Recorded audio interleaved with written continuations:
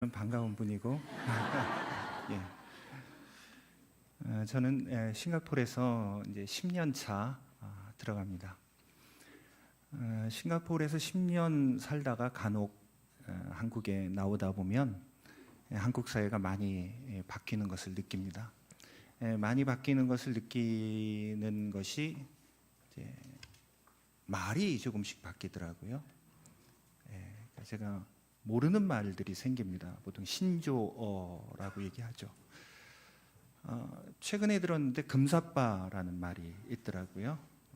여러분들은 아시네요. 한국에 사셔서. 모르세요? 한국에 안 사시나 보네. 금방 사랑에 빠지는 사람. 금사빠. 또 최근에 또 하나 드는 게 낄끼빠빠. 낄 때 끼고 빠질 때 빠져라. 뭐 그런 얘기. 아이들 말장난 같더라고요. 그런데 그런 신조 중에서 아이들 말장난이 아니라 우리 사회 현상을 그대로 드러내 보이는 말이 한 가지 있어서 제 마음에 이렇게 담아둔 단어가 있습니다. 여러분 잘 아시는 말인데 갑질이라는 말이에요. 갑질하다. 갑이 을에게 부당한 요구와 부당한 계약을 하더라도 을은 손해를 감수하고서라도 그것을 들어줄 수밖에 없는, 흔히 우리가 노예계약이라고 합니다. 불평등하게 계약을 맺는 것을 뜻하죠. 원래 이 불평등 계약, 노예계약은 원래 예전부터 있었습니다. 그래서 원래 전문적인 용어로 종주권 조약이라는 말로 존재해 왔습니다.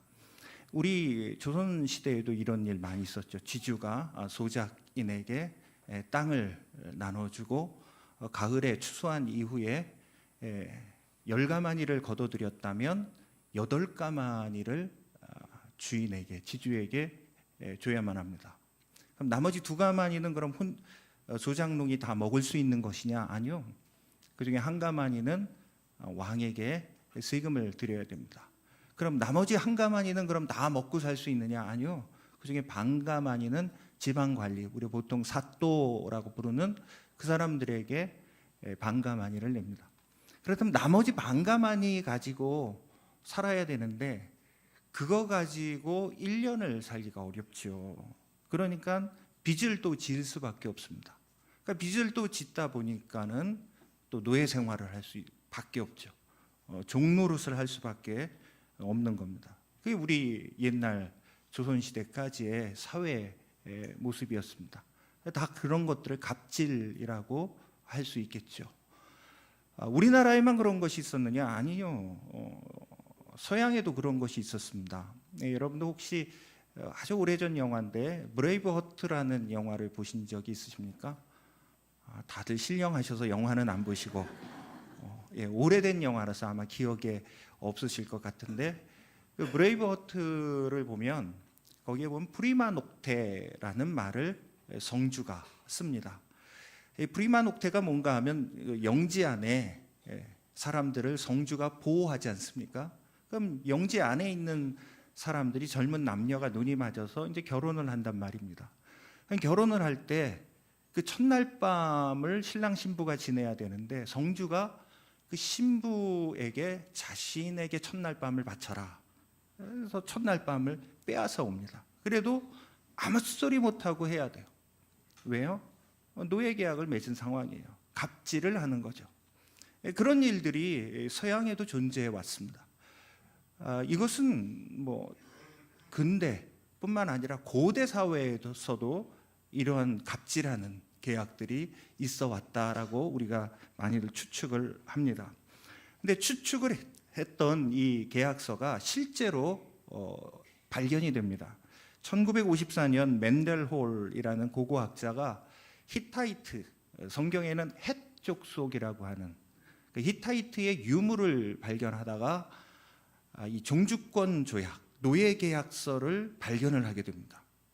거기 보니까는 노예 계약서가 일정한 형식을 가지고 있다는 것을 알게 된 겁니다. 어떤 형식을 가지고 있었는가 하면 먼저 선, 있고, 그다음에 역사적 서원이 있고, 그다음에 일반적인 규정, 그리고 특별한 규정, 그리고 죄악에 따른 축복과 저주, 조약 체결에 대한 증인 신청이 나오고요. 그다음에 후계자 승계가 있고, 그다음에 문서의 낭독과 보관까지, 이렇게 굉장히 잘 짜여져 있는 일정한 형식을 가지고 있는 계약 문서를 발견하게 됩니다.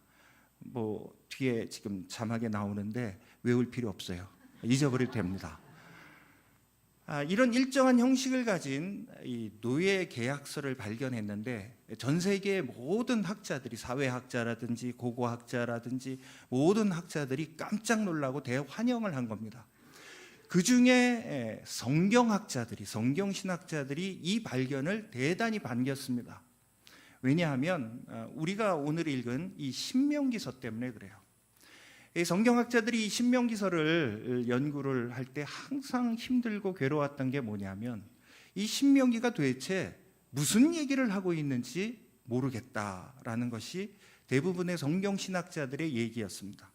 왜냐하면 다른 성경들을 보면, 특별히 로마서 같은 경우에 보면은 잘 짜여져 있는 형식을 가지고 있지 않습니까? 처음에 1장부터 11장까지는 복음의 핵심, 교리를 11장까지 일목요연하게 설명하고 있고, 그 다음에 12장부터는 그 교리를 어떻게 우리의 삶 가운데 잘 적용할 수 있을까, 그 후반부에 또 일목요연하게 기록이 되어 있습니다. 그러니까 앞뒤 형식이 아구가 딱딱 맞을 정도로 잘 형식이 갖추어져서 읽는 사람이 이런 내용이구나라고 쉽게 파악을 할 수 있는데, 이 신명기는 보면 이 말을 했다가 저 말을 했다가 도무지 어디로 공이 튈 줄 모르는 그런 럭비공처럼 그런 형식을 가지고 있는 게 신명기서였어요. 그러니까 성경학자들이 이게 도대체 무슨 말을 하고 있는가라고 고민을 하고 있었단 말입니다. 특별히 또 자유주의 신학자들이 그런 얘기를 보면서, 이 신명기는 모세가 기록한 책이 아니다, 한 사람이 기록했다면 일목요연하게 기록되었을 텐데 이 말했다 저 말했다 하는 거 보니까 이건 모세가 기록한 책이 아니라 이것은 짜집기를 했다, 편집을 한 책이다, 이렇게 얘기를 한 겁니다. 그런데 맨델홀이 발견한 그 노예계약 형식을 딱 신명기서에 대비를 해보니까 그 형식대로 신명기서가 기록되어 있는 거예요. 그러니까 성경신학자들이 봐라, 이게 바로 모세가 기록한 하나님의 말씀이다라는 증거가 바로 여기에서 나온 것이다, 이렇게 성경신학자들이 얘기를 하게 된 겁니다. 자, 여기까지 얘기를 들으면 여러분들이 사실 화가 나셔야 돼요. 근데 여러분들이 믿음이 좋으셔서 그냥 하나님 말씀이다 그러니까는 다 또 믿음으로 받아들이시니까 또 잠잠하게 잘 경청하고 계시는데, 여러분 생각을 해보십시오. 결국 신명기가 어떤 형식을 가지고 있는 거예요? 노예계약의 형식을 가지고 있는 거예요. 아니, 하나님께서 이스라엘 백성들을 사랑하신다는 그 하나님께서 어떻게 노예계약을 맺으실 수 있는가? 그것도 이스라엘이 출애굽한 이후에 어디서 살았어요? 광야에서 살았습니다. 광야에서는 의식주가 부족한 곳이 광야입니다. 그런 곳에 하나님께서 몰아놓으시고 어쩔 수 없이 노예계약서에 서명하도록 만드셨다? 하나님은 어떻게 이럴 수 있는가? 우리가 그렇게 하나님이 이상하게 이스라엘을 인도하고 우리에게 이상한 말씀을 주셨다, 우리가 그렇게 생각을 할 수가 있습니다. 그런데 중요한 건 이 노예계약서의 내용이 뭐냐, 오늘 우리가 이것을 생각해 보기를 원하는 겁니다. 이 노예계약서의 내용이 뭐냐? 조선시대의 지주들은 10가만이 거두어들였으면 8가만이는 내 거야. 서양의 성주들은 그 노예계약서를 작성한 이후에 내 신부를 나한테 줘야 돼, 이런 것들이 노예계약서의 내용이었단 말입니다. 그렇다면 성경에서 하나님께서 이스라엘 백성들에게 노예계약을 맺으면서 어떤 내용을 가지고 있었는가? 그것은 신명기 5장부터가 노예 계약의 내용이 기록되어 있습니다. 신명기 5장은 여러분 집에 가서 읽어보시면 됩니다. 여러분들이 잘 아는 말씀이 거기 기록되어 있습니다. 신명기 5장은 10계명이 기록되어 있습니다. 그러니까 노예 계약의 가장 큰 줄기가 10계명입니다. 10계명의 내용이 뭡니까? 너희는 일주일에 하루는 반드시 쉬어. 내 부모를 공경해. 도적질하지 마라. 이런 것들이 10계명의 내용이지 않습니까? 그러니까 이것이 바로 하나님과 이스라엘 간에 맺어진 노예 계약서의 내용인 거예요. 여러분 한번 생각을 해보십시오. 여러분들이 일주일에 하루 쉬는 것이 누구에게 좋은 거예요? 하나님에게 좋은 거예요? 입장을 바꿔서 이스라엘 백성들은요, 애굽에서 무려 몇 년간 노예 생활했어요? 430년간.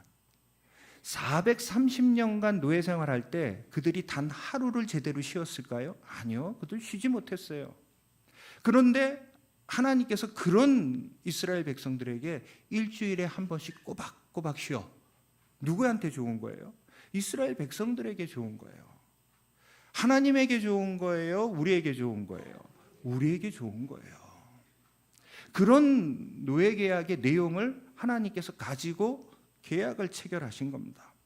그런데 우리는 십계명을 받아들일 때 설교를 통해서 받아들이던 성경 공부를 통해서 받아들이던 십계명을 받아들일 때, 야, 하나님께서 이렇게 좋은 것을 나한테 주시다니, 야, 너무 좋다, 이런 생각을 갖는 분이 몇 분이나 될까요? 우리는 도리어, 야, 내가 예수 10년 믿었으니까 그래도 십계명은 지켜야지. 마치 하나님 앞에 지켜드리는 것처럼, 해드리는 것처럼 우리가 십계명을 그렇게 생각한단 말입니다. 그런데 오늘 13절 말씀을 보면 뭐라고요? 오늘 내 행복을 위하여 내게 명하는 여호와의 명령과 규례를 지키라. 그러니까 십계명을 너의 행복을 위하여 내가 너희에게 주었다라고 그렇게 말씀하고 있습니다.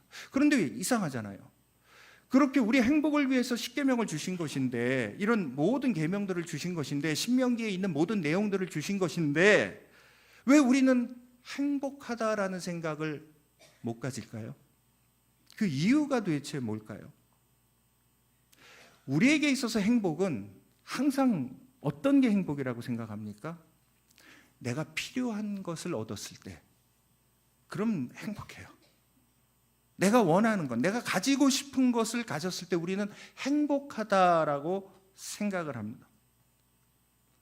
그것이 바로 오늘 우리가 십계명을 받았음에도 불구하고 행복을 전혀 느끼지 못하는 가장 주된 이유예요. 여러분, 목장 개강 예배인가요?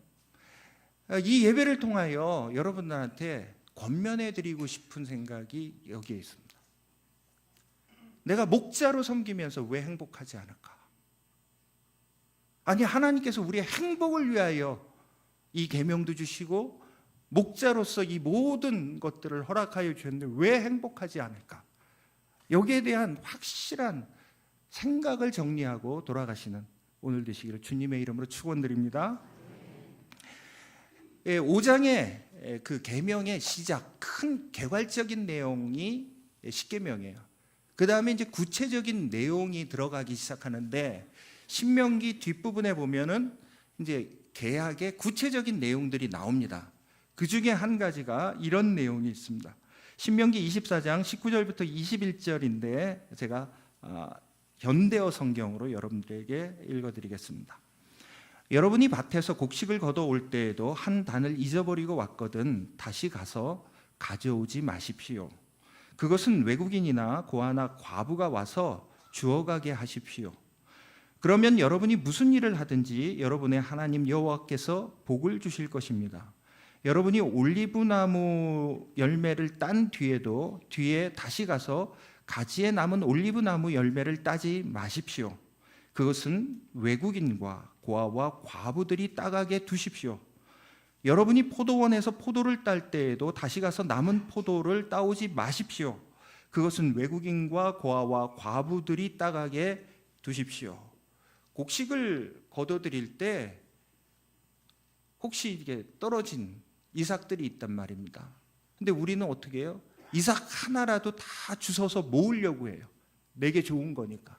근데 하나님께서는 그렇게 하지 말래요. 도리어 흘리면서 추수하라고 얘기까지 하십니다. 올리브 나무 열매를 따든 포도나무 열매를 따든 그냥 떨어뜨린 거는 필요한 다른 사람이 주워가도록 내버려 둬라. 이것이 하나님께서 또 하나 주신 말씀인 겁니다. 그런데 왜 이 좋은 말씀을 왜 노예계약 형식으로 하나님께서 우리에게 말씀하셨을까요? 우리는 이기적으로, 본성상 이기적인 그런 마음을 가지고 있기 때문에 항상 내 것만 가지려고 해요. 내 필요만 채우려고 해요. 그래서 이걸 어떻게 해서든지 이루기 위해서 하나님께서 강제적으로라도 이렇게 좀 사라졌으면 좋겠다. 그래서 노예계약의 형식을 가지고 이 좋은 내용들을 우리에게 허락하여 주신 것입니다.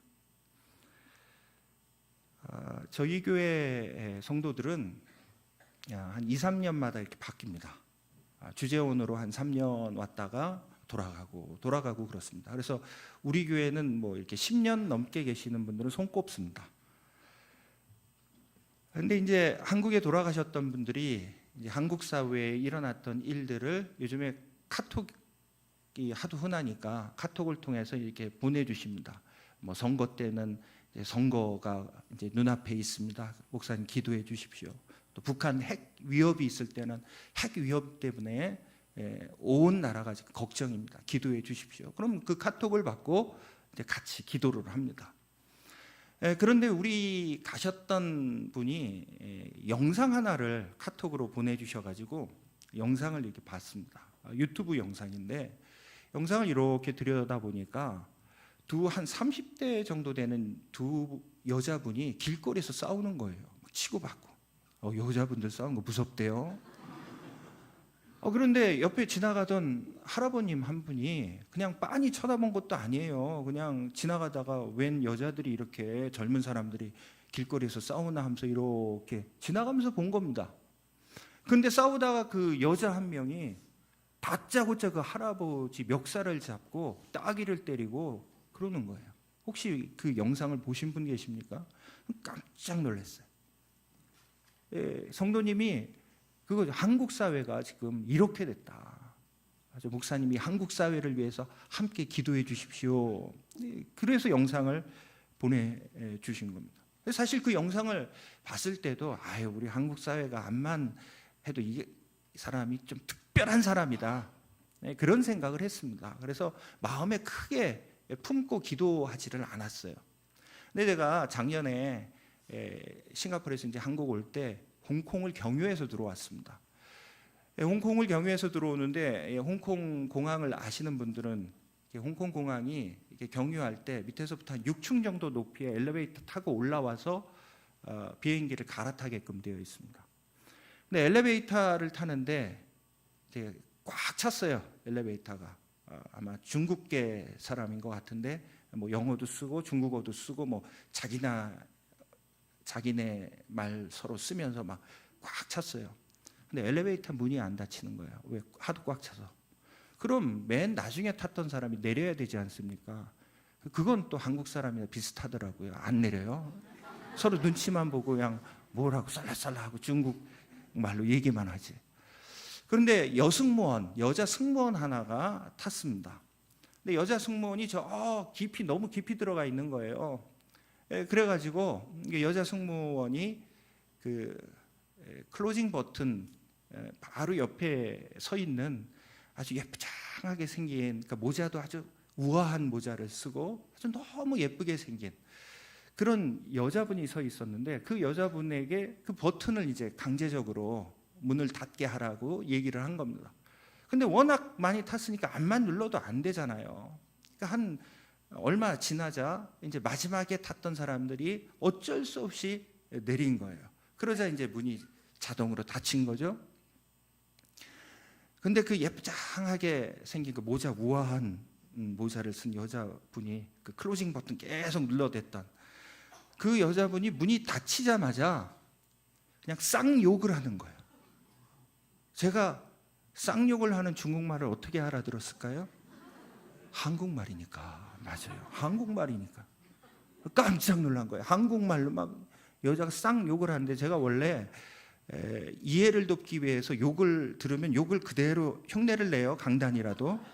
근데 이 쌍욕이 너무 심해서 제가 흉내를 낼 수 없는 쌍욕을 해야 되는 거예요. 그리고 말릴 수가 없는 거예요. 제가. 왜? 같은 한국 사람이라는 게 창피해서. 그리고 6층까지 올라간 겁니다. 그리고 문이 열렸어요. 사람들이 다 내린 겁니다. 내렸는데 이제 그 중에 한 6, 7살 정도 먹은 아이 2명이 내리는 거예요. 근데 아이 2명이 내리면서 그 여자 보고 엄마 이러는 거예요. 자기 자녀가 거기 타고 있다라는 걸 본인은 알았죠. 알았는데 자녀 앞에서 쌍욕을 해대는 거예요. 그렇게 우아한 모자를 쓰고 예쁘장하게 생긴 그분이 분을 참지 못하는 사회가 돼버린 거예요. 왜 여러분 분을 참지 못하는 사회가 됐을까요? 도대체 네 가진 게 뭔데 나한테 이런 일을 시켜? 그죠? 나는 항상 갑의 위치에만 있어야 된다라고 생각을 해요. 나는 내 이익을 포기할 수 없다라는 거예요. 나는 을의 위치에서는 살 수 없다라는 거예요. 나는 손해보면서는 살 수 없어. 나는 항상 이익만 보면서 사는데 도대체 네가 뭔데 나한테 이런 일을 시켜? 급하면 네가 봐서 클로징 버튼 누르면 되지. 그 마음인 거예요. 그러니까 내 이익을 위해서 그리고 나는 손해보는 건 참을 수가 없어. 분노하는 사회가 되어버린 겁니다. 이 한국 사회에 살고 있는 누구의 책임이에요? 크리스찬, 우리의 책임입니다. 성경인물 가운데 보면은 믿음의 사람들, 순종의 사람들의 이름들이 많이 있죠. 다윗도 그렇고 모세도 그렇고 노아도 그렇고 다 믿음의 사람입니다. 노아 하면 얼마나 순종적인 사람입니까? 믿음 좋아서 하나님 말씀이라면 철저하게 순종했잖아요. 하나님께서 그 큰 말도 안 되는 배를 만들라 했는데도 하나님 앞에 절대적으로 순종합니다. 그 수많은 짐승들을 다 태워라 했을 때도 또 순종을 합니다. 심지어는 비가 다 내리고 홍수가 다 그치고 난 다음에 그 오랜 기간 배 안에 갇혔으니까 얼마나 답답했겠어요. 그럼 내려야 될 거 아니에요. 비 그쳤으면. 근데 안 내려요. 왜? 하나님께서 말씀하실 때까지 난 기다린다. 순종의 사람이에요. 하나님께서 말씀하신 이후에야 그가 배에서 내립니다. 그럼 이 정도 순종을 하고 이 정도 믿음이 좋은 사람이라면 이 사람이 믿음의 조상 해야 되는 것 아닙니까? 누가 할아버지예요? 아브라함이 할아버지예요? 노아가 할아버지예요? 노아가 할아버지 아니에요. 그러면은 믿음의 조상 아브라함보다는 믿음의 조상 하면 노아가 믿음의 조상이 되는 것이 마땅해요. 그런데 왜 성경은 믿음의 조상을 아브라함을 믿음의 조상으로 했을까요? 노아에게는 없는데 아브라함에게는 있는 게 가지고 있었던 게 있었습니다. 둘 다 믿음 좋아요. 둘 다 순종의 사람이에요. 그런데 노아에게는 없는데 아브라함에게 있는 것이 있습니다. 아브라함은요, 자기 조카 롯이 분가에 나갔어요.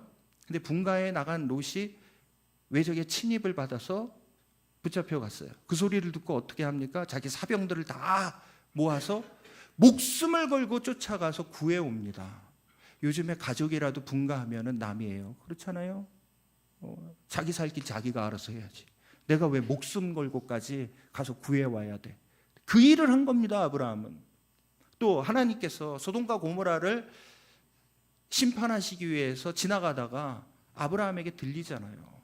그때 그 얘기를 아브라함이 듣고 어떻게 합니까? 감히 하나님 앞에서 흥정을 하기 시작하잖아요.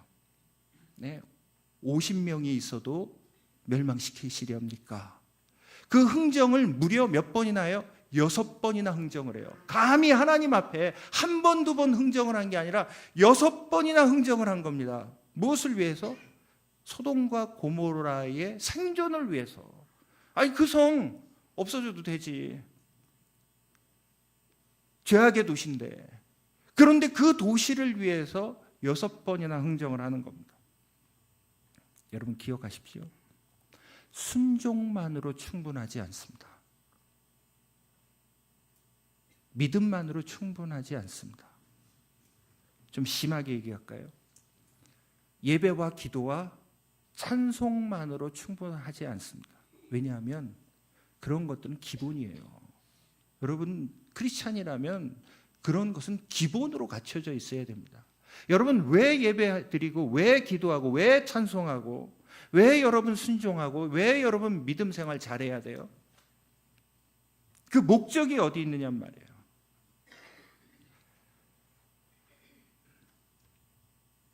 저는 그 목적을 여러분들에게 맞추어 얘기한다면 목장 때문에 존재한다라고 봅니다. 잘 생각해 보십시오. 왜 목장 때문에 그 모든 것들이 존재해야 되는가? 저는 우리 교회 청년들이 매주 한 100명 넘게 예배에 참석해서 청년부 예배를 드리는데 그 청년들이 그 2시부터 100명이 예배 드리는데 1000명이 예배 드리는 것처럼 그렇게 청년들이 힘차게 찬양 부르면서 아주 은혜롭게 예배를 드립니다. 제가 매주 참석은 못하더라도 한 1년에 서너 번은 참석해서 격려도 하고 또 같이 말씀도 나누고 그럽니다. 근데 제가 그 청년들에게 이런 얘기를 한 적이 있습니다. 너희들이 드리는 예배가 참 아름답고 하나님께서 반드시 받으실 만한 그런 예배라고 나는 그렇게 생각한다. 그런데 너희가 드리고 있는 이 예배 그리고 너희가 드리고 있는 이 찬양, 청년들이 찬양하니까 얼마나 두들기고 얼마나 활기차게 예배드리는지 몰라요. 찬양이 힘차요. 너희가 드리는 이 찬양이 만약에 너희들이 나중에 기성세대가 되었을 때 한 20년 후에 또 만약에 이런 예배로 너희가 드린다면 교회의 미래는 없다. 제가 그렇게 단언을 했습니다. 저는 제가 젊었을 때, 지금도 젊지만요. 제가 젊었을 때 예배를 갱신하기 위해서 참 많이 하나님 앞에 기도하고 애써왔습니다. 그래서 이제 찬양도 갱신하고 예배의 어떤 형식도 갱신하고 그래서 어떻게 하면 하나님께서 더 기쁘시게 받을 만한 예배가 되었으면 좋겠는가 그런 것을 참 많이 기도하면서 애써왔습니다. 예배를 살려야 되겠다. 그래서 신일교회 예배는 더 확실하게 은혜스럽죠. 그죠? 큰일인데 목자들 여러분 예배에 강조하시잖아요. 그죠? 예배 살아야 되잖아요. 네. 제가 여러분들 예배 살려놨다라고 전제를 하고 지금 얘기를 드리는 거예요. 근데 여러분들이 아멘 소리가 안 나면 큰일이죠. 신일교회 예배 살았다라고 전제하고 지금 얘기하는 건데. 우리 청년들 예배 다 살았어요. 그런데 나는 너희들이 다음 세대에 똑같이 이렇게 예배 드린다. 그럼 난 문제라고 생각한다. 너희 세대에는 소그룹이 살아야 된다. 소그룹으로 예배를 드릴 수 있어야 된다. 여러분 가만히 생각해 보십시오. 여러분 오늘 주일 예배 드리고 오후 예배 드리는데 이 예배의 가장 중심은 하나님이시잖아요. 내가 예배를 통하여 하나님 앞에 나아가는 겁니다. 하나님하고 나와의 관계가 굉장히 중요해요. 내가 하나님 앞에 전심으로 찬양 드리고 하나님께서는 받으시고 나에게 은혜를 부어주십니다. 그래서 내가 새로운 힘을 얻어요. 자, 그렇게 새로운 힘을 얻어서 내가 도대체 뭘 해야 되는 거예요? 뭘 해야 되는 거예요? 난 너무 기분 좋아. 무슨 제가 죄송하지만 뽕 맞은 것처럼 기분 좋아. 그러려고 예배드리는 겁니까? 나 좋으라고? 내 필요 채우기 위해서 예배드리는 거예요? 아니잖아요. 목적이 어디가 있어요? 하나님이 이타적이어야 된다고요. 옆에 사람을 살릴 수 있어야 된다고요. 그것 위해서 예배에 은혜를 주시는 거예요. 그래서 우리가 예배에 은혜를 받아야 된다고 생각을 하는 겁니다. 내게 맡겨진 주변 사람들을 살리기 위해서, 그 주변 사람들을 살리기 위한 가장 좋은 배경과 상황과 여건이 어디에 있어요? 소그룹이에요. 여러분들에게는 목장이죠. 그 목장에서 여러분들이 내 이익을 취하기 위해서 내가 목장을 한다. 그러면 여러분 목적이 잘못되어 있는 겁니다. 내 옆에 있는 사람을 온전한 크리스찬으로 세우기 위해서, 내 옆에 있는 사람이 하나님의 복을 누리게끔 하기 위해서, 이런 이타적인 삶을 살기 위해서 내가 목자를 하는 거고 목장을 하는 겁니다. 그런데 그렇게 모인 소그룹 안에서 내가 은혜 받으려고 그래, 내가 복을 받으려고 그래, 그럼 목장 다 망가져요. 그 목자에 있어서 가장, 리더십에 있어서 가장 중요한 것이 뭡니까? 목적이 분명한 거예요. 무슨 목적? 내가 예배드리고 기도하고 찬양하고 내가 믿음이 좋아지고 순종하는 이 모든 생활이 어디에 목적이 맞춰져야 돼요? 사람을 살리는 거, 내 주변에 있는 사람을 살리는 것, 이타적인 삶을 사는 거, 그게 바로 하나님께서 계명으로 주신 이유예요. 노예계약이라는 형식을 통해서라도 하나님께서 어떻게 해서든지 너희가 이렇게 살았으면 좋겠다라는 하나님의 의지가 드러나 있는 이 신명기서를 통하여 하나님께서 우리에게 주신 이유가, 너희들은 반드시 이타적인 삶을 살아야 된다. 왜? 그것이 너희의 행복이다. 내 필요를 채우면 내가 행복할 것이라고 생각하지만 그것은 세상의 원리이고, 성경의 원리, 하나님의 마음은 이타적인 삶을 살 때, 우리 목장 안에 있는 다른 사람들이 막 복을 받고 살아날 때 목자가 행복한 거예요. 그래서 내가 평생을 두고 내가 손해보는 것 같은 삶일지라도 나는 이 길을 가겠습니다. 너무 행복합니다. 하나님, 이런 직분을 나한테 주셔서 감사합니다. 이런 마음을 가지고 목장을 섬길 때 뭐가 살아나요? 주님의 교회가 살아나요. 주님의 교회가 살아나요. 주님의 몸이 살아나는 겁니다. 제가 시 한 편 들려드리도록 하겠습니다. 새벽녘 팔순 어머니가 흐느끼신다. 젊어서 홀몸이 되어 온갖 노동을 하며 5 자녀를 키워낸 장하신 어머니, 눈도 귀도 어두워져 홀로 사는 어머니가 새벽 기도 중에 나직이 흐느끼신다. 지금 팔순 어머니가 새벽 기도 하시는데 눈물을 지으신대요. 왜 눈물을 지으실까? 이 어머니는 5 자녀를 키워낸 분입니다. 홀몸으로 파출부하고 공사판에서 일 나가면서 5 자녀를 키웠는데 5 자녀가 다 잘 됐어요. 다 잘 된 어머니가 팔순이 되어서 기도할 때 뭐 그렇게 슬픈 게 많으시다고 눈물을 흘리실까? 그 다음 보면, 내 나이 80이 넘으니 오늘에야 내 숨은 죄가 보이기 시작하는구나.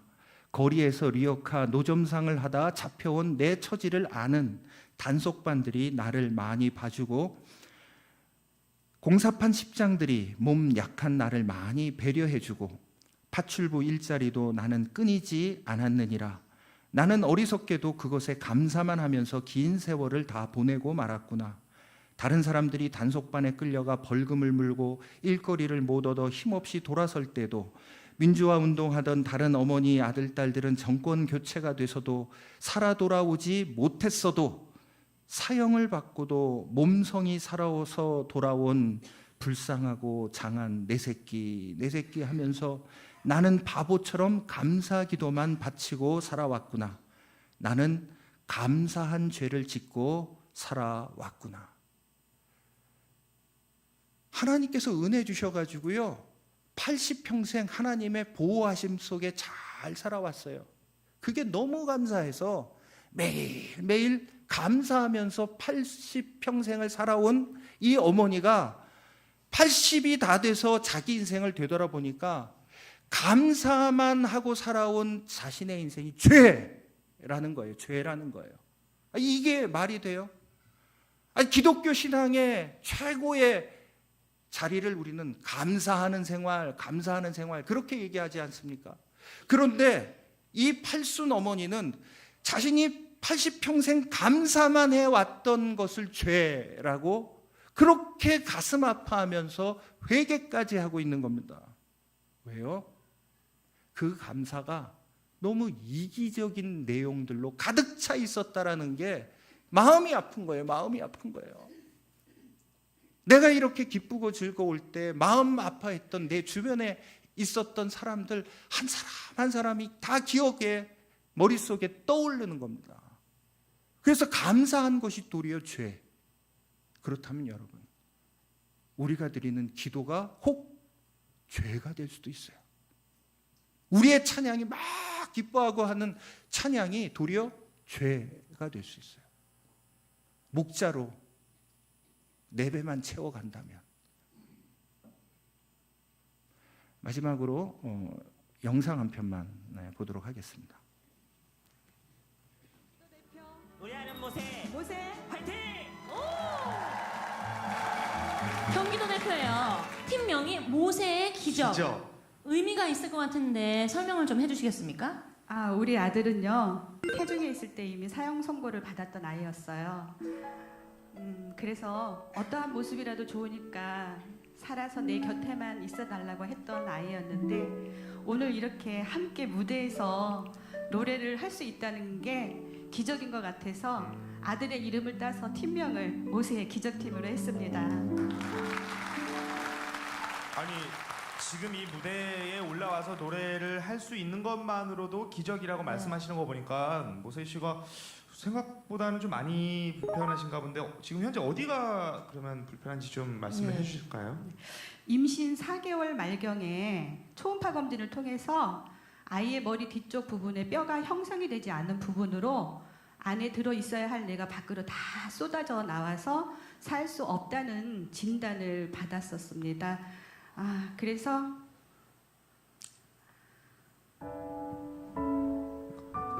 생후 4개월이 아니고 뱃속에 있을 때 임신 4개월 때 초음파 검사들을 하잖아요. 시간이 돼서 수술실로 데리고 가려고 들어오는 순간에 아이의 태동을 느꼈어요. 의학적으로는 1%의 희망도 없다는 얘기를 했어요. 그래서 저희 남편이 그러면 이 아이가 수술을 해서 산다고 하면은 그것은 의학이 한 일이 아니라 신이 하실 일이겠네요 라고 하니까 맞다고 얘기를 해서, 그럼 우리는 기도할 테니까 선생님들은 최선을 다해서 수술을 해주세요 라고 해서 태어난 지 3일째 되는 날 밖으로 나온 뇌를 모두 절단하는 수술을 했어요. 그리고 나서 의사분께서 말씀하시기를 대뇌의 70%, 소뇌의 90% 이상을 절단을 해서 이제 이 아이는 보지도 못하고 듣지도 말하지도 걷지도 못하며 온몸의 장애가 너무 극심해서 얼마 살 수 없을 거라는 이야기를 했어요. 그리고 그 후에 계속적으로 아이는 4번의 뇌 수술과 뒤틀어진 다리를 교정하기 위해서 2번의 수술, 이렇게 해서 총 6번의 수술을 했는데 장하게도 아이가 잘 견뎌 주었습니다. 어린 아이에게 6번의 수술이 정말 상상도 안 될 만큼 가혹하지 않을까 싶은데, 모세군은 어렸을 때 그러면 힘들지 않았어요? 수술했을 때? 저는 잘 모르지만 엄마는 많이 아팠대요. 어머나. 어렸을 때 일이고 사실은 잘 기억이 나지도 않을 차라리 그게 나을 것 같아요, 저는. 아니 근데 모세군이 이제 장애가 많이 있잖아요. 많이 있는데 그래도 청각이 좀 많이 발달을 해서 말을 그래도 좀 배울 수 있게 된 거라면서요. 저는 하루만이라도 내 품에서 아이에게 우유를 먹이고 싶은 마음에 퇴원을 시켰어요. 그리고 집에 데리고 와서 본 아이는 정말 사람의 모양이 아닌, 너무나도 말라서 그냥 숨을 쉬고 있다는 그 자체가 바로 기적이었어요. 그런 아이를 보면서 그래 어떠한 모습이라도 좋으니까 그냥 내 곁에 살아서만 있어다오 이렇게 기도하면서 있었는데 어느 날 아이가 말문이 트였어요. 5살 때에. 모세가 노래도 스스로 익혀서 하기 시작했다고 들었거든요. 지금 모세의 장애가요. 지체장애하고 지적장애, 시각장애 그리고 한쪽 귀도 들리지를 않아요. 그래서 노래하는 게 다 듣고 외워서 지금 부르고 있어요. 모세군, 네. 노래 부르면 기분이 어때요? 너무너무 행복하고 노래는 저의 없어서는 안 될 에너지고 저의 없어서는 안 될 저의 삶이에요. 아니 너무 잘하는데요. 예쁘게. 이분들은 이제 경기도 수원에서 오셨고 오늘 네. 경기도 대표로 나오셨는데 모세의 기적팀 네, 어떤 노래 준비했습니까? 어떤 노래 준비하셨어요? 김종환 씨의 사랑을 위하여. 아, 사랑을 위하여. 네, 박수로 박수 쳐주겠습니다. 이른 아침에 잠에서 깨어 너를 바라볼 수 있다면 물 안개 피는 강가에 서서 작은 미소로 너를 부르리. 하루를 살아도 행복할 수 있다면 나는 그 길을 택하고 싶다. 세상이 우리를 힘들게 하여도 우리 둘은 변하지 않아. 너를 사랑하기에 저 하늘 끝에 마지막 남은 진실 하나로 오래 두어도 진정 변하지 않는 사랑으로 남게 해줘.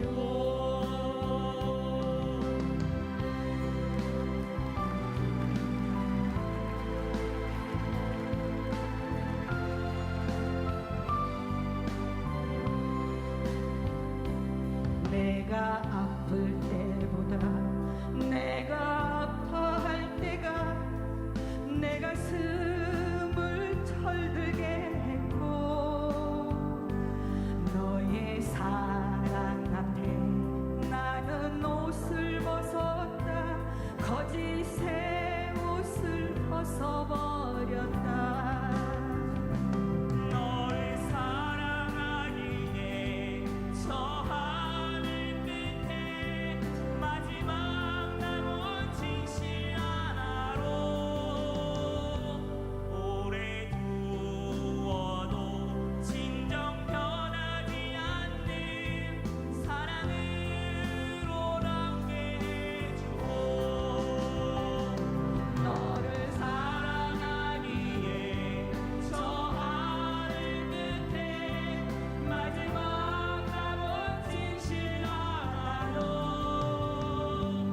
오래 두어도 진정 변하지 않는 사랑으로 남게 해주고 사랑으로 남게 해줘.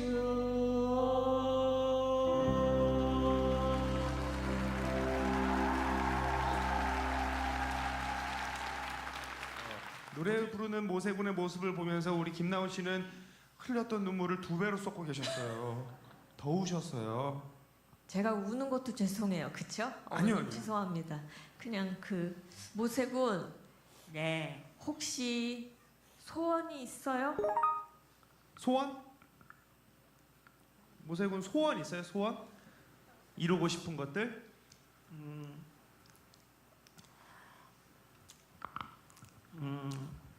올 한 해도 모두 건강하시고 특히 도경환 형이랑 네.